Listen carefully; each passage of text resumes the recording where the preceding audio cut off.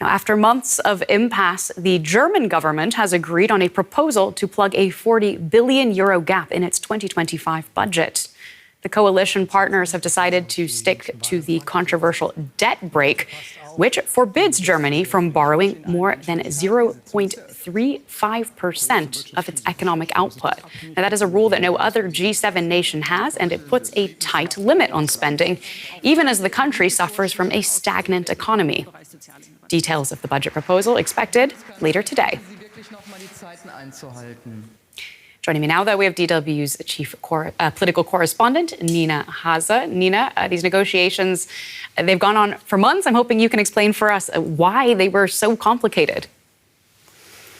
Well, budget negotiations are where the government sets its priorities and says, we'll invest into this, but we'll put less of a focus on that. So that is never easy. There are lots of different interests, of course, in any government, but it's particularly true for a government that consists of three very different political parties, like here in Germany, with very different priorities, with the Greens wanting more money for foreign policy, for environmental and sustainability policy measures, the SPD with a strong focus on not cutting welfare, and the business-friendly FDP very much insisting on the so-called debt brake that you just explained. So that is a law that Germany has given itself that limits the debt that the federal and the regional governments can have. And some people say that this law needs to be reformed, that Germany just needs to borrow lots of money now to make crucial investments into defense, also infrastructure, but not with the FDP.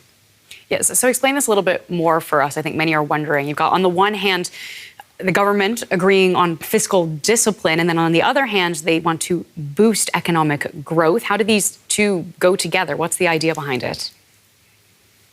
Well, especially the liberal politicians from the FDP have always argued that you don't always need to continue borrowing more extensively, more excessively even, but you can just boost the economy and generate more tax this way, so you've got more money.